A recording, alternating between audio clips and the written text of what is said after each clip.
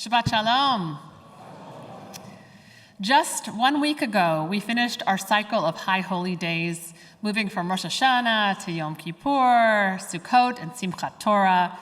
During that time, we realigned ourselves, recommitting to all the ways that we can do better in this new year. In our national calendar, we find ourselves on the cusp of a very consequential election. In some ways, this election demands us to ask similar questions to those that we asked of ourselves over the High Holy Days. What is it to be a good human being in relationship to others? How do we best organize society to reflect this? And what is the best way forward? In this week's parashah, we find two starkly contrasting depictions of societal structures. The story of Noah and the ark, as well as that of the Tower of Babel. These stories offer us some perspective on our current moment. First, Noah and the ark. We are told that Noah is considered a righteous person in his generation.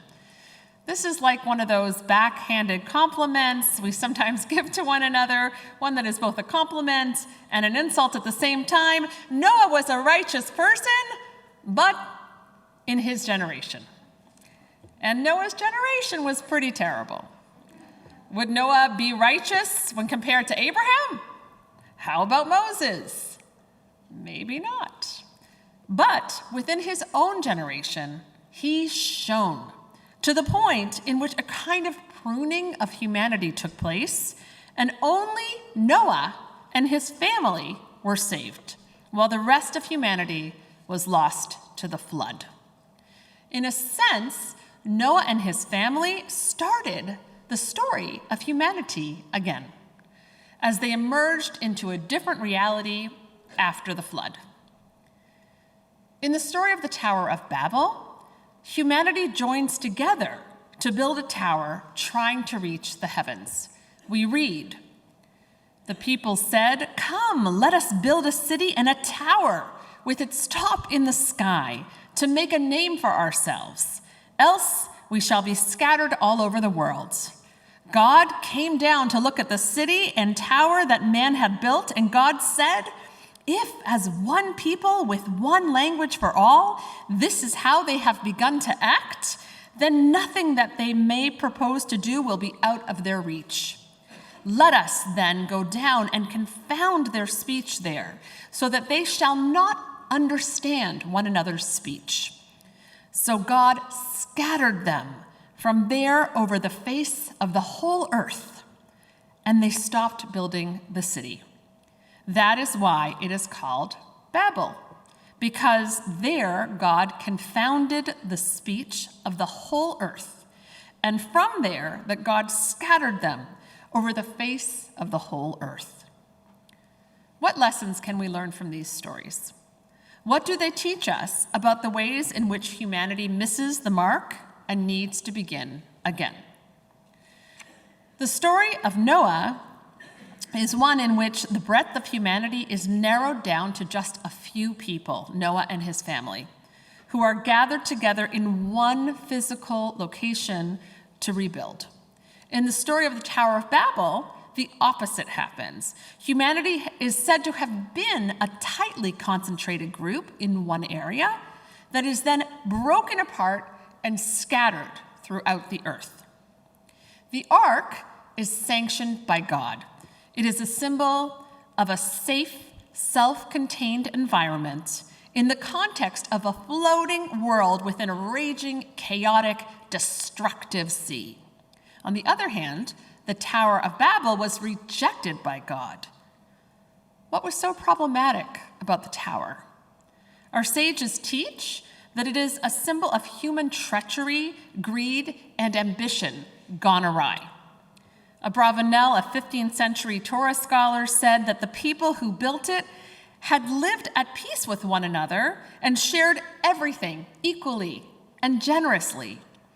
As they built the tower, they began to change.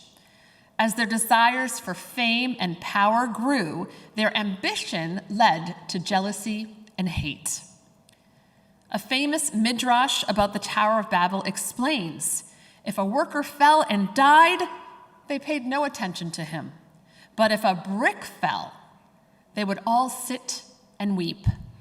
What a loss, they would say. Look how long it will take until we can bring another brick to take its place. When we only see those around us in terms of what they can or cannot do to further our personal gains, how quickly our compassion for each other becomes corroded. The pre-Judaic story of Noah and the ark does not convey what later becomes essential in our covenant with God.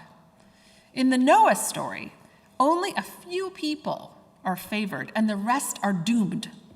We don't see efforts to support or uplift others. Only one family gets to continue.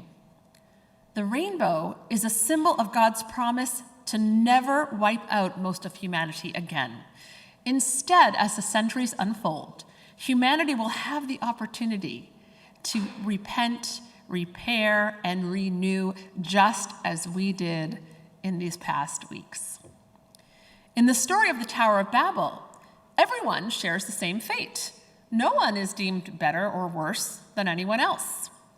The Tower of Babel's generation is scattered.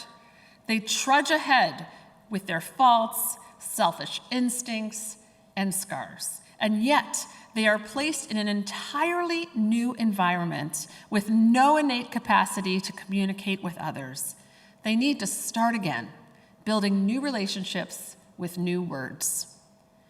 In our present moment, God is not coming in to separate out and save just some of us, or to scatter us to different places, far away from one another.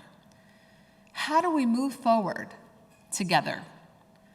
Each of us righteous in our own way, each of us with our faults, selfish instincts, and scars. The ideal way forward is not laid out for us.